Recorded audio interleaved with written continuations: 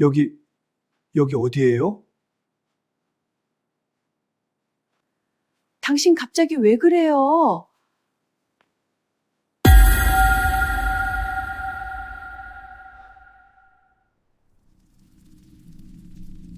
여러분은 가족을 얼마나 믿고 계신가요?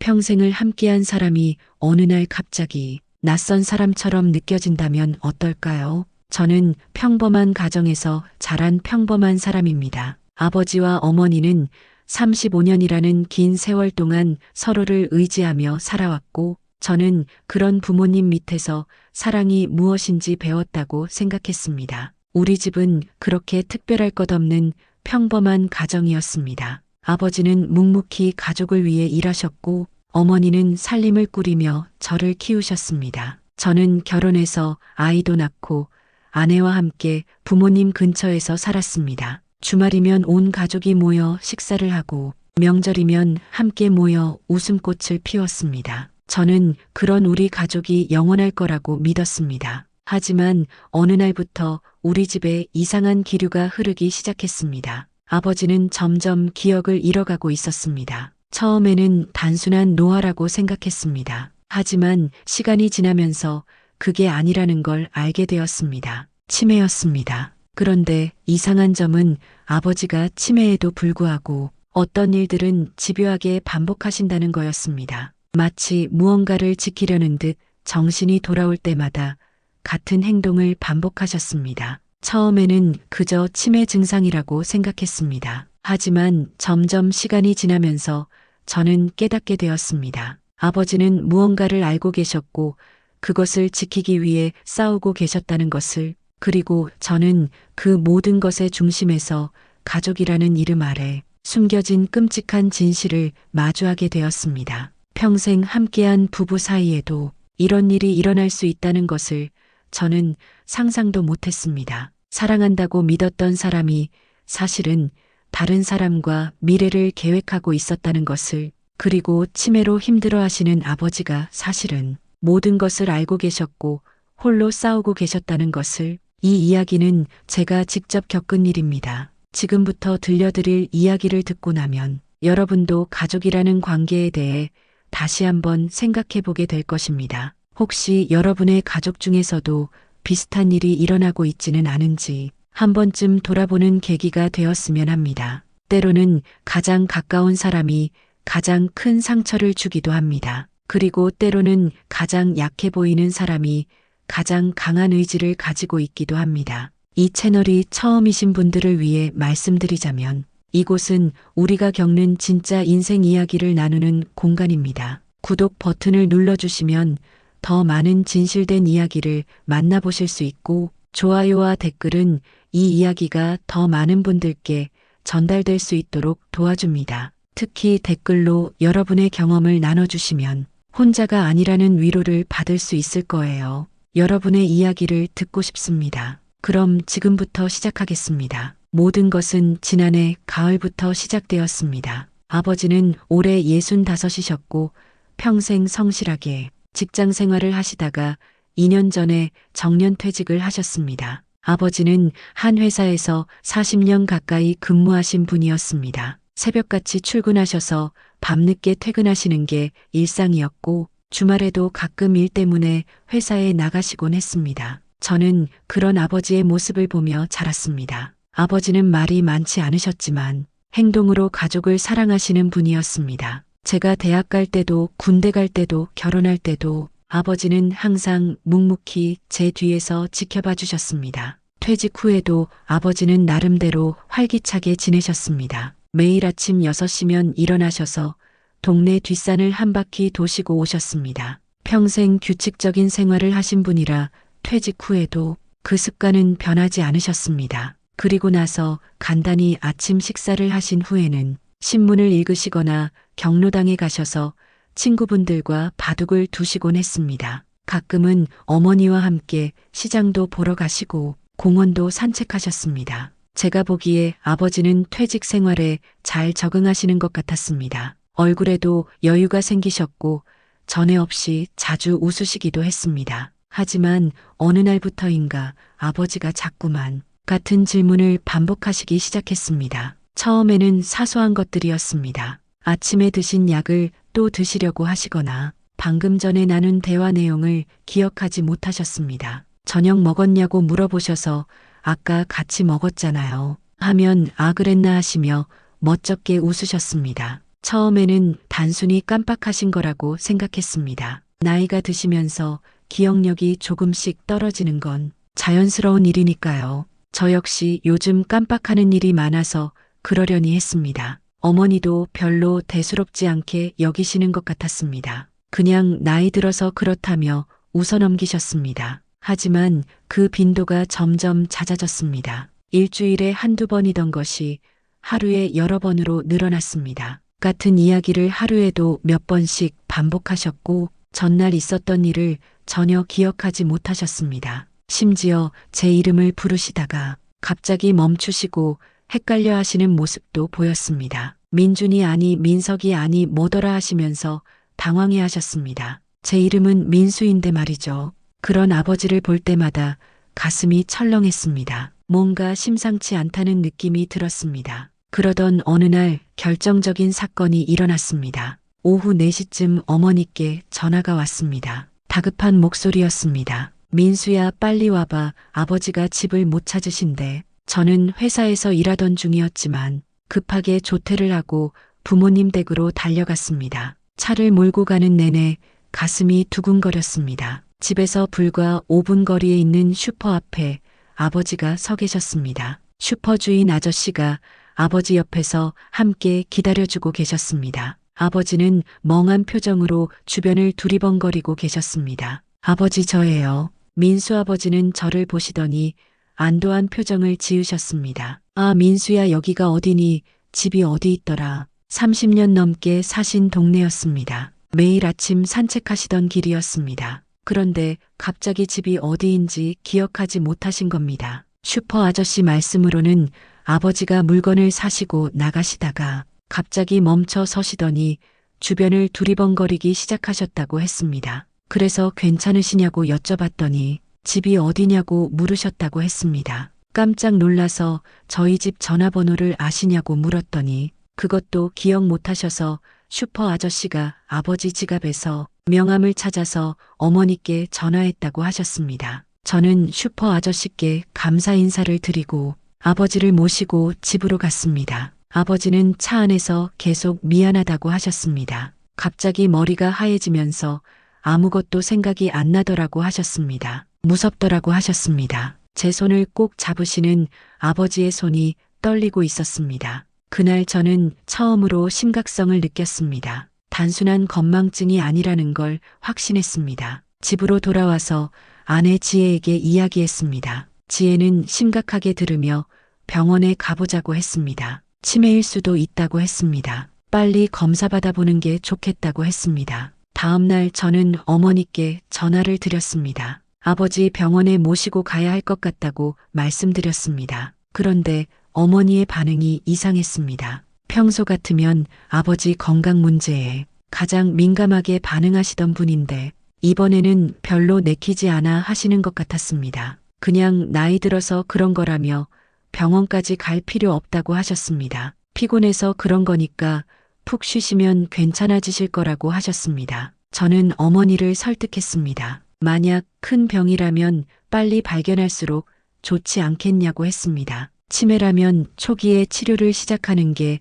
중요하다고 했습니다. 어머니는 한참을 망설이시다가 결국 동의하셨습니다. 하지만 그때도 어머니의 표정에서 뭔가 꺼림칙한 느낌을 받았습니다. 마치 병원 가는 것을 달갑지 않게 여기시는 것 같았습니다. 왜 그러실까 의아했지만 그때는 깊이 생각하지 않았습니다. 일주일 후 저는 아버지를 모시고 대학병원 신경과를 찾았습니다. 지혜도 함께 갔습니다. 대기실에서 기다리는 동안 아버지는 계속 주변을 두리번거리셨습니다. 여기가 어디냐고 몇 번이나 물으셨습니다. 병원이라고 말씀드려도 왜 왔냐고 또 물으셨습니다. 진료실에 들어가서 의사 선생님은 아버지의 증상을 자세히 물어보셨습니다. 언제부터 이런 증상이 시작되었는지, 어떤 일들을 기억하지 못하시는지, 일상생활에 불편함은 없는지 등등을 체크하셨습니다. 저는 최근 몇 달간 관찰한 것들을 모두 말씀드렸습니다. 의사 선생님은 심각한 표정으로 고개를 끄덕이시며 검사가 필요하다고 하셨습니다. 뇌 MRI 촬영과 인지, 기능 검사, 혈액 검사 등을 받아야 한다고 하셨습니다. 검사는 생각보다 시간이 오래 걸렸습니다. MRI 촬영을 하는 동안 저와 지혜는 대기실에서 기다렸습니다. 지혜는 제 손을 잡으며 괜찮을 거라고 했습니다. 하지만 저는 이미 예감하고 있었습니다. 아버지에게 뭔가 심각한 문제가 있을 거라는 걸요. 인지 기능 검사도 받았습니다. 간단한 계산 문제 단어 기억하기, 시계 그리기 같은 테스트였습니다. 복도에서 기다리면서 검사하시는 아버지를 지켜봤는데 가슴이 아팠습니다. 평생 똑똑하시고 능력 있으신 분이었는데 이렇게 간단한 것도 힘들어 하시다니요.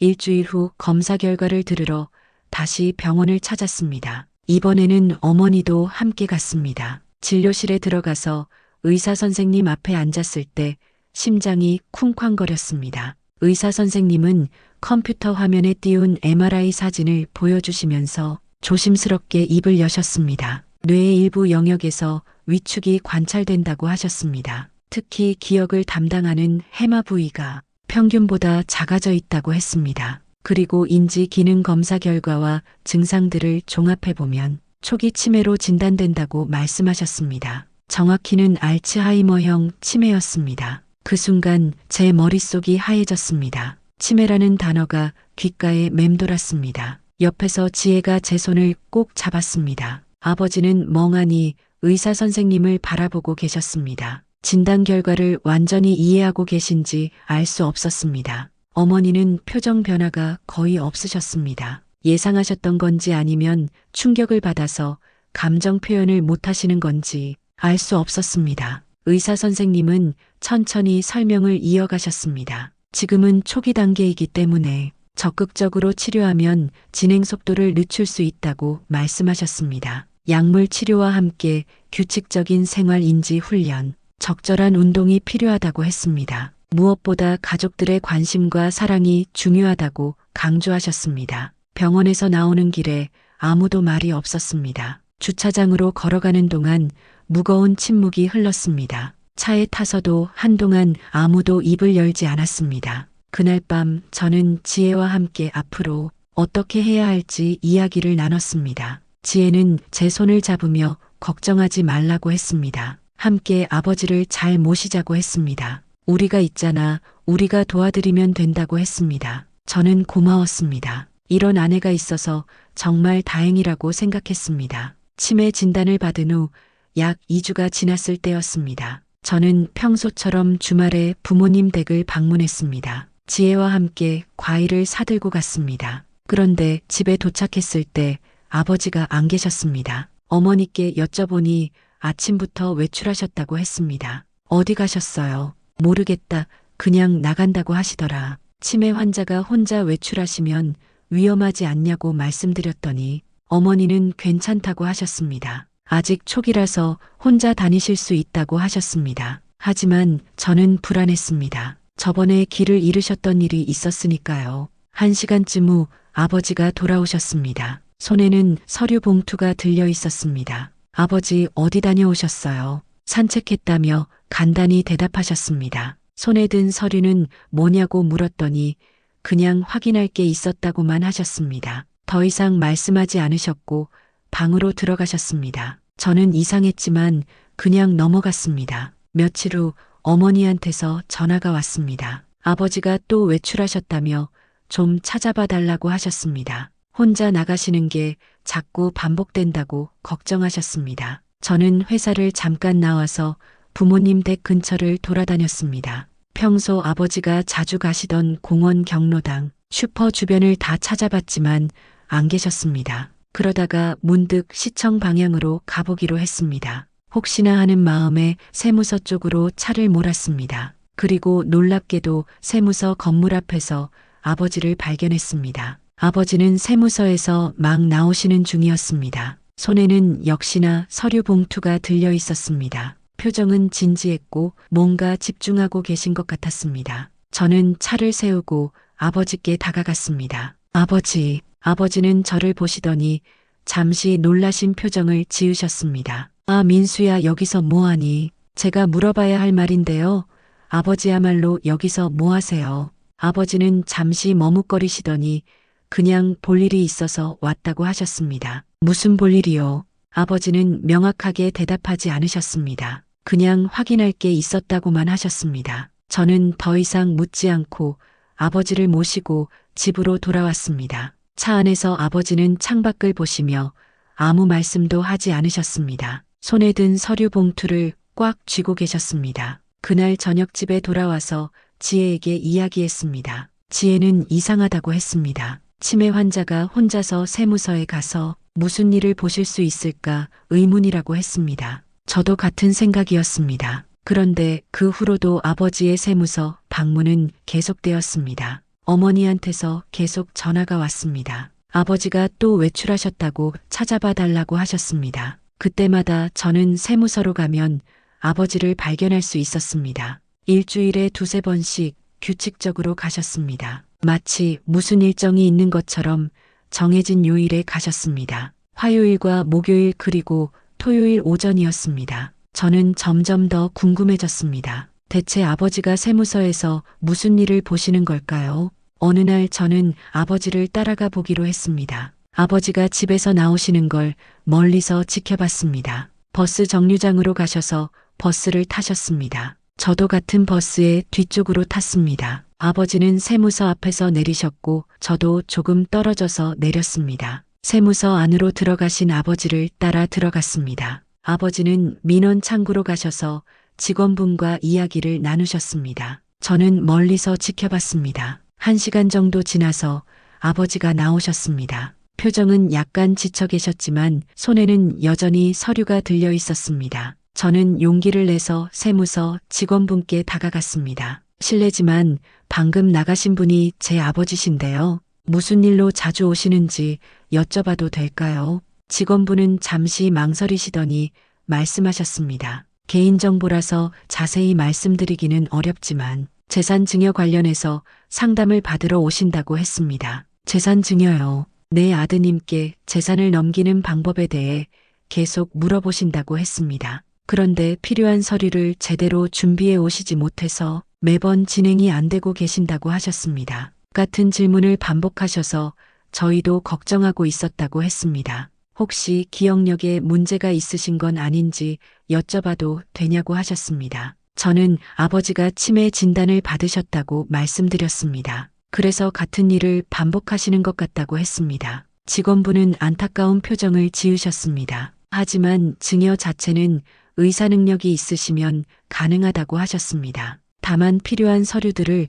제대로 준비하셔야 진행할 수 있다고 했습니다. 저는 감사 인사를 드리고 세무서를 나왔습니다. 머릿속이 복잡했습니다. 아버지가 저한테 재산을 넘기려고 하시는 이유가 뭘까요? 건강하신데 왜 갑자기 재산을 증여하려고 하시는 걸까요? 그리고 왜 어머니한테는 말씀하지 않으시고 혼자서 하시는 걸까요? 집으로 돌아와서 지혜에게 모든 걸 이야기했습니다. 지혜는 심각하게 듣더니 말했습니다. 여보, 혹시 아버님이 치매 때문에 판단력이 흐려지기 전에 미리 정리하려는 거 아닐까? 그럴 수도 있겠다고 생각했습니다. 하지만 뭔가 석연치 않았습니다. 그렇다면 어머니와 상의해서 진행하시는 게 맞는데 왜 혼자서 몰래 하시는 걸까요? 며칠을 고민하다가 저는 아버지와 단둘이 이야기를 나눌 기회를 만들었습니다. 어느 날 오후 어머니가 친구분들과 만나러 나가신 사이에 부모님 댁을 방문했습니다. 아버지는 거실 소파에 앉아서 텔레비전을 보고 계셨습니다. 아버지, 잠깐 이야기 좀 할까요? 아버지는 고개를 끄덕이셨습니다. 저는 조심스럽게 물었습니다. 아버지, 세무서에서 재산 증여 상담 받으신다고 들었는데 왜 그러시는 거예요? 아버지는 저를 보시더니 잠시 망설이셨습니다. 표정이 진지해지셨습니다. 그러다가 천천히 입을 여셨습니다. 너한테 줘야지 다른 데로 가면 안 되니까. 무슨 말씀이세요?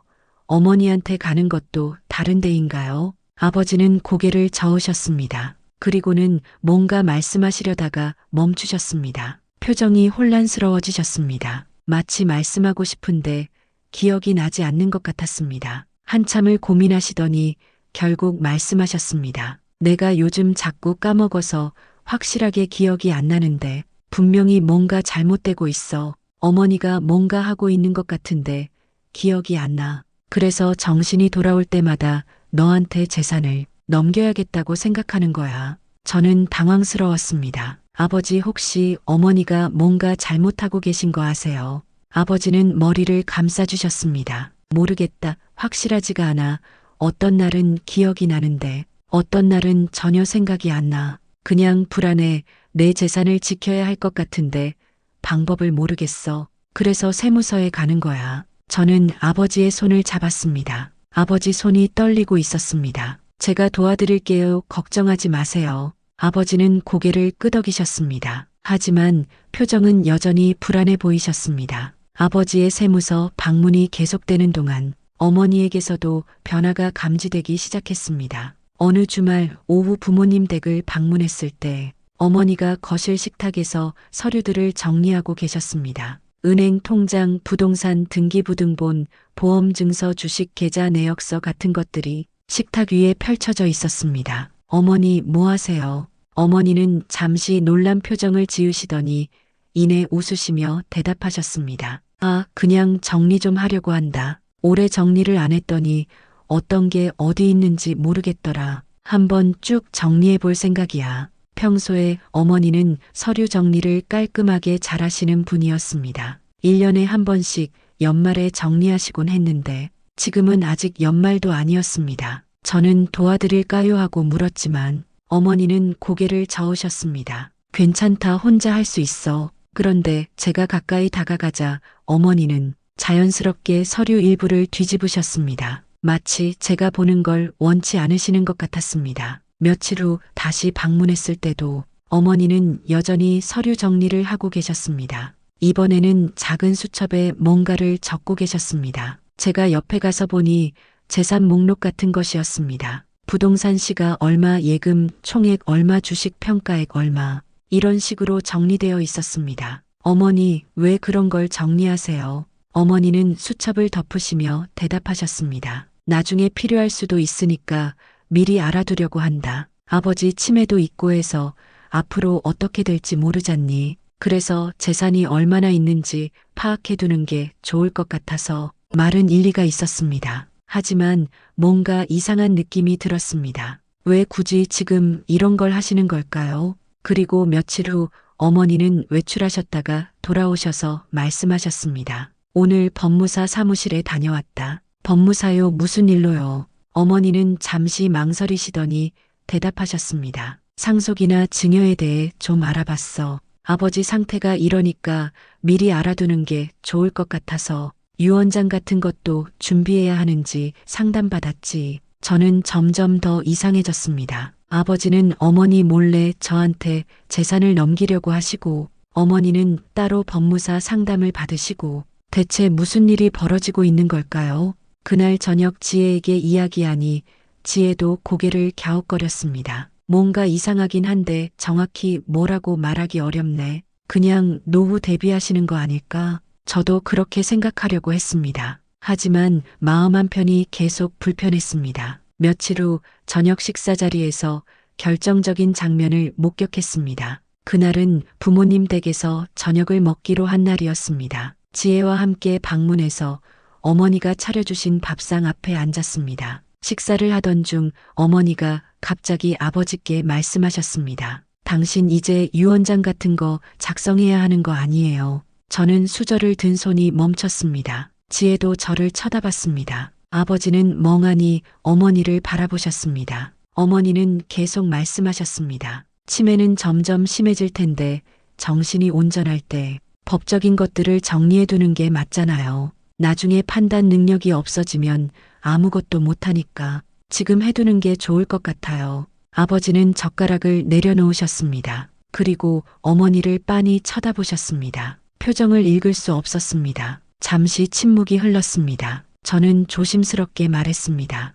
어머니, 그런 건 급하게 결정하실 일이 아닌 것 같은데요. 천천히 생각해 보시고 결정하셔도 되잖아요. 어머니는 저를 쳐다보시며 말씀하셨습니다. 아니야, 미루다가 나중에 후회하는 것보다 지금 하는 게 낫지. 아버지 상태가 더 나빠지기 전에 해야 해. 그날 저녁 식사 분위기는 이상하게 흘러갔습니다. 아무도 말이 없었고 밥을 먹으면서도 계속 불편한 기운이 느껴졌습니다. 집으로 돌아오는 차 안에서 지혜가 말했습니다. 여보, 뭔가 이상하지 않아? 어머님이 너무 서두르시는 것 같아. 왜 갑자기 유언장 이야기를 꺼내시는 걸까? 저도 같은 생각이었습니다. 뭔가 잘못되어 가고 있다는 느낌이 점점 강해졌습니다. 그로부터 며칠 후 밤 11시쯤 아버지한테서 전화가 왔습니다. 밤늦은 시간이라 깜짝 놀랐습니다. 여보세요, 아버지. 민수야, 나 아빠야. 목소리가 평소와 달랐습니다.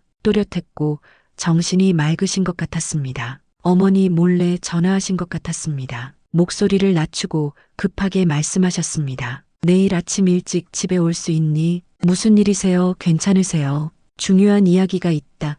어머니 없을 때 와야 해. 새벽 시장 가시는 시간에 와. 알겠습니다. 갈게요.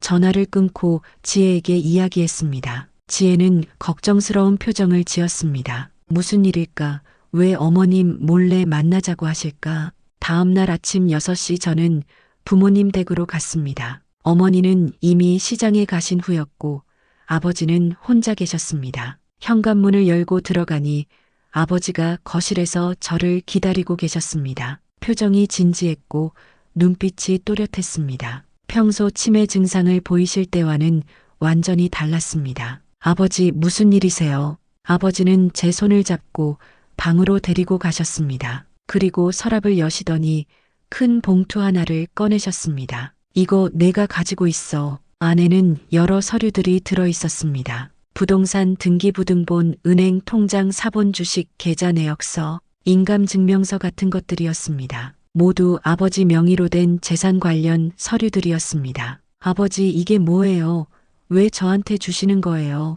재산 목록이다. 나중에 필요할 거야. 잘 보관해둬. 저는 봉투를 들고 아버지를 쳐다봤습니다. 아버지의 표정은 단호했습니다. 왜요? 왜 이런 걸 제게 주시는 거예요? 아버지는 깊은 한숨을 쉬시더니 천천히 말씀하셨습니다. 어머니한테 빼앗기면 안 돼. 그 순간 저는 심장이 멈추는 것 같았습니다. 무슨 말씀이세요? 아버지는 창밖을 보시며 계속 말씀하셨습니다. 어머니한테 다른 남자가 있어. 나는 안다. 저는 귀를 의심했습니다. 아버지, 그게 무슨 말씀이세요? 치매 때문에 착각하시는 거 아니에요. 아버지는 고개를 저으셨습니다. 그리고는 저를 똑바로 쳐다보시며 명확한 목소리로 말씀하셨습니다. 착각이 아니야. 나는 2년 전부터 알고 있었어. 문화센터에서 만난 남자야. 핸드폰 몰래 받고 둘이 만나는 것도 직접 봤어. 저는 숨이 막히는 것 같았습니다. 말이 나오지 않았습니다. 아버지는 계속 말씀하셨습니다.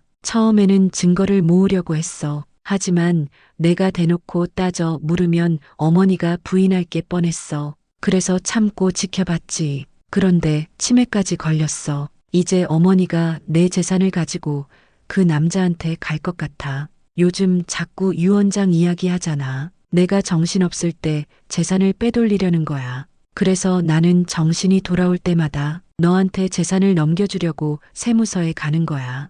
근데 서류를 제대로 못 챙겨서 계속 진행이 안 돼. 치매 때문에 오늘 한 일을 내일이면 까먹어. 그래서 똑같은 일을 반복하는 거야. 저는 눈물이 날 것 같았습니다. 아버지가 이 모든 걸 혼자 감당하고 계셨다니요. 아버지, 확실해요. 어머니가 정말. 아버지는 고개를 끄덕이셨습니다. 확실해. 내가 직접 봤어. 카페에서 만나는 것도 봤고 손잡는 것도 봤어. 차에 같이 타는 것도 봤어. 그런데 어떤 날은 그게 꿈인지 현실인지 구분이 안 가. 치매 때문에 기억이 뒤섞여. 그래서 확신을 못하겠어. 하지만 분명히 봤어. 저는 아버지의 손을 꼭 잡았습니다. 아버지 손이 차갑고 떨리고 있었습니다. 아버지, 제가 확인해 봐도 될까요? 제가 한번 알아볼게요. 아버지는 제 손을 꼭 잡으시며 말씀하셨습니다. 그래줘. 그리고 내 재산 지켜줘. 나는 한 푼도 어머니한테 주고 싶지 않아.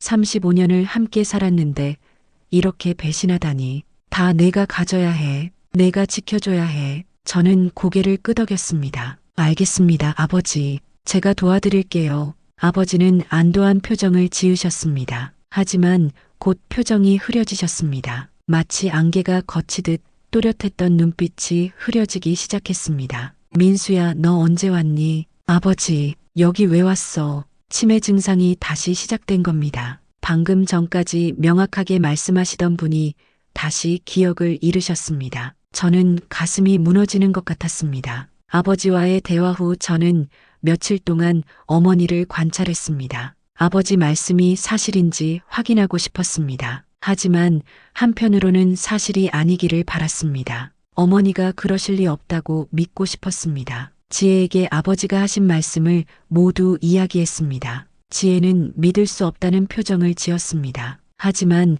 확인은 해봐야 한다고 했습니다. 만약 사실이라면 아버지를 도와드려야 하고 사실이 아니라면 아버지가 치매 때문에 착각하시는 거니까 치료에 더 신경 써야 한다고 했습니다. 며칠을 관찰한 결과 어머니는 요즘 확실히 자주 외출하셨습니다. 예전에는 일주일에 한두 번 정도 친구분들을 만나셨는데 요즘은 거의 이틀에 한 번씩 외출하셨습니다. 그리고 외출하실 때마다 평소보다 신경 써서 옷을 입으셨습니다. 화장도 하시고 향수도 뿌리셨습니다. 머리도 새로 하셨고 옷도 새로 사셨습니다. 예전에는 그렇게 외모에 신경 쓰시지 않았는데 요즘은 확실히 달라지셨습니다. 어느 날 어머니가 외출 준비를 하시는 걸 봤습니다. 친구 만나러 간다고 하셨습니다. 저는 어느 친구분이냐고 여쭤봤습니다. 어머니는 잠시 머뭇거리시더니 문화센터에서 알게 된 친구라고 하셨습니다. 문화센터,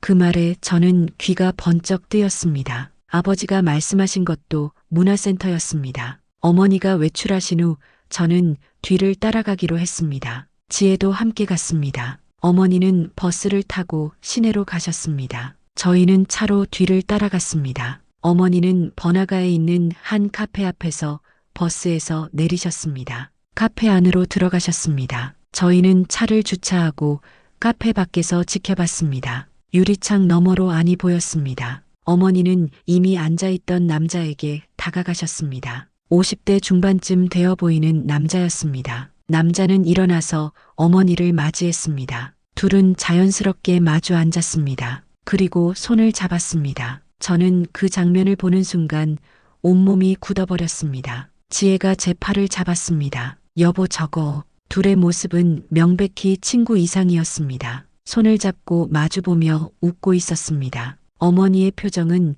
제가 본 적 없는 표정이었습니다. 행복해 보였고 편안해 보였습니다. 마치 사랑에 빠진 사람 같았습니다. 저는 가슴이 찢어지는 것 같았습니다. 아버지 말씀이 사실이었습니다. 1시간 정도 후 둘은 카페를 나왔습니다. 저희는 차 안에 숨어서 지켜봤습니다. 둘은 근처 주차장으로 걸어갔습니다. 남자의 차였습니다. 어머니는 조수석에 탔고 남자는 운전석에 탔습니다. 차가 출발했습니다. 저희도 뒤를 따라갔습니다. 차는 시내를 벗어나 한적한 주택가로 갔습니다. 그리고 한 빌라 앞에서 멈췄습니다. 둘은 차에서 내려서 빌라 안으로 들어갔습니다. 저는 더 이상 볼 수 없었습니다. 차 안에서 고개를 숙이고 눈물을 흘렸습니다. 지혜가 제 등을 쓰다듬어 주었습니다. 여보, 괜찮아, 울어. 한참을 울고 나서 저는 정신을 차렸습니다. 증거가 필요했습니다. 휴대폰을 꺼내서 사진을 찍었습니다.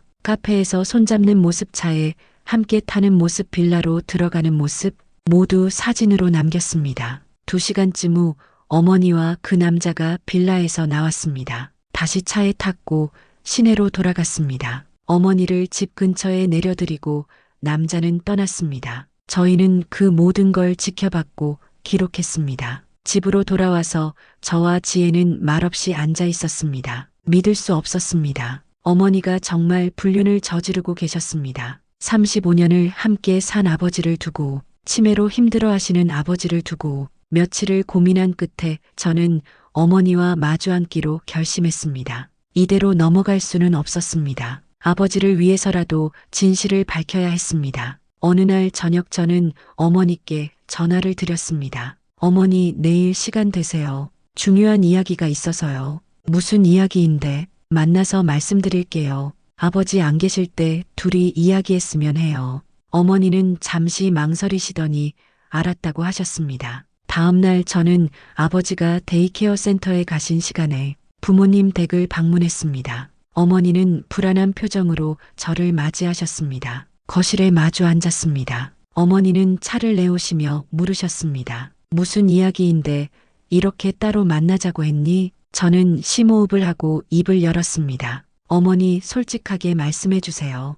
무슨 말? 어머니에게 다른 남자가 있는 거 맞죠? 어머니의 손에서 찻잔이 떨어질 뻔했습니다. 얼굴이 하얗게 질렸습니다. 무슨 소리 하는 거니? 저는 휴대폰을 꺼내서 사진들을 보여드렸습니다. 카페에서 손잡는 사진, 차에 함께 타는 사진, 빌라로 들어가는 사진. 어머니는 사진들을 보시더니 말을 잃으셨습니다. 한동안 아무 말씀도 하지 못하셨습니다. 그러다가 눈물을 흘리기 시작하셨습니다. 하지만 부인하지는 않으셨습니다. 어머니는 떨리는 목소리로 말씀하셨습니다. 내가 뭘 알아? 35년 동안 내가 어떻게 살았는지 내가 알아. 저는 차분하게 대답했습니다. 잘 모릅니다. 하지만 이건 잘못된 거잖아요. 아버지가 치매로 힘드신데 이렇게 하시는 게 맞아요. 어머니는 고개를 들어 저를 쳐다보셨습니다. 나도 사람이야. 나도 외로웠어. 아버지는 평생 일만 하셨어.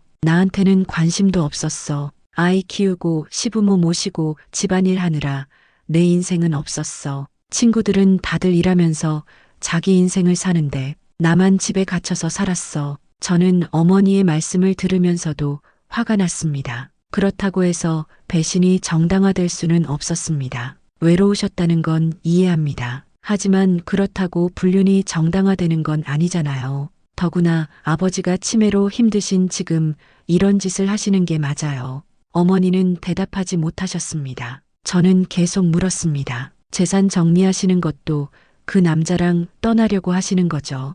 유언장 받으려고 하시는 것도 재산 가져가려고 하시는 거죠. 어머니는 고개를 숙이셨습니다. 부인하지 않으셨습니다. 한참 후 어머니가 말씀하셨습니다. 나도 행복할 권리가 있어. 남은 인생이라도 내가 원하는 대로 살고 싶어. 아버지는 어차피 이제 기억도 못 하시잖아. 요양원에 계셔도 똑같을 거야. 저는 어이가 없었습니다. 그럼 아버지는요? 아버지도 행복할 권리가 있잖아요.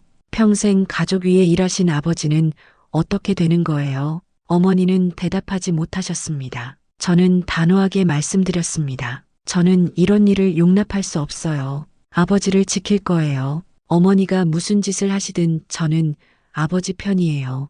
어머니는 눈물을 흘리시며 애원하셨습니다. 민수야, 제발 이해해줘. 나도 사람이야. 나도 행복하고 싶어. 하지만 저는 고개를 저었습니다. 어머니의 행복이 아버지의 불행 위에 세워진다면 그건 진짜 행복이 아니에요. 그날 저는 집을 나오면서 아버지를 도와드리기로 굳게 결심했습니다. 집으로 돌아와서 저는 지혜와 함께 앞으로 어떻게 해야 할지 이야기를 나눴습니다. 지혜는 법률 상담을 받아보자고 했습니다. 아버지의 재산을 지키려면 법적 절차가 필요하다고 했습니다. 다음 날 저는 변호사 사무실을 찾아갔습니다. 상황을 자세히 설명했습니다. 아버지가 치매 진단을 받으셨고 어머니에게 불륜 상대가 있으며 재산을 가로채려는 것 같다고 말씀드렸습니다. 변호사는 심각하게 듣더니 여러 가지 방법을 제시해 주셨습니다. 첫째, 재산 증여는 치매 환자라도 의사 능력이 있으면 가능하다고 했습니다. 의사 소견서를 받아서 증여 당시 판단 능력이 있었다는 걸 증명하면 된다고 했습니다. 둘째, 공증을 받으면 더 확실하다고 했습니다. 공증인 앞에서 본인 의사를 명확히 밝히면 나중에 문제가 생겨도 증명할 수 있다고 했습니다. 셋째, 불륜 증거를 확보하면 이혼 소송에서 유리하다고 했습니다. 이혼 사유가 명확하고 배우자의 유책이 크면 재산 분할에서 불리하게 작용한다고 했습니다. 저는 모든 걸 메모했습니다. 그리고 곧바로 실행에 옮기기로 했습니다. 먼저 아버지를 모시고 병원에 갔습니다. 담당 의사 선생님께 상황을 솔직하게 말씀드렸습니다. 아버지가 재산 증여를 원하시는데 의사 능력이 있는지 확인해 주실 수 있냐고 여쭤봤습니다. 의사 선생님은 아버지를 진찰하셨습니다. 여러 가지 질문을 하시고 인지 기능도 체크하셨습니다. 다행히 그날은 아버지 상태가 좋으셨습니다. 정신이 맑으셨고 질문에 명확하게 대답하셨습니다. 의사 선생님은 소견서를 작성해 주셨습니다. 현재 알츠하이머형 치매 초기 단계이나 재산 증여에 대한 의사결정 능력은 있음. 증여의 의미와 결과를 이해하고 계시며 자발적인 의사로 판단됨. 이 소견서를 받고 저희는 세무서로 갔습니다. 필요한 서류를 모두 준비했습니다. 부동산 등기부등본, 인감증명서, 주민등록등본, 의사소견서, 세무서 직원분이 서류를 검토하셨습니다. 그리고 증여세 신고 절차를 안내해 주셨습니다. 하지만 변호사님 말씀대로 공증도 받기로 했습니다. 공증 사무실로 갔습니다. 공증인께서 아버지께 직접 질문하셨습니다. 본인의 의사로 아드님께 재산을 증여하시는 게 맞습니까? 아버지는 명확하게 대답하셨습니다. 네, 맞습니다. 누구의 강요도 없습니까? 없습니다. 증여의 의미를 이해하고 계십니까? 네, 제 재산을 아들에게 넘기는 겁니다. 왜 증여하시려고 합니까? 아버지는 잠시 망설이시더니 대답하셨습니다. 제가 치매라서 언제 정신을 잃을지 모릅니다. 지금 정신이 온전할 때 아들한테 넘겨주고 싶습니다. 공증인은 고개를 끄덕이시며 증여계약서를 작성했습니다. 집, 부동산, 예금, 주식 모든 재산이 제 명의로 넘어왔습니다. 모든 절차가 끝나고 공증 사무실을 나올 때 아버지가 제 손을 잡으셨습니다. 고맙다, 민수야. 내가 도와줘서 다행이야. 저는 아버지 손을 꼭 잡았습니다. 당연한 일이에요, 아버지. 아버지는 창밖을 보시며 쓸쓸하게 웃으셨습니다. 35년을 함께 살았는데 이렇게 끝나는구나. 재산 증여가 완료된 후 어머니께 알려드려야 했습니다. 저는 부모님 댁을 방문했습니다. 어머니께 모든 걸 말씀드렸습니다. 아버지의 재산이 모두 제 명의로 넘어왔다고, 의사소견서도 받았고 공증도 받았으니 법적으로 문제 없다고. 어머니는 분노하셨습니다. 어떻게 나한테 이럴 수 있어? 아버지 치매인데 이용한 거 아니야. 저는 차분하게 대답했습니다. 아버지는 의사 능력이 있으세요.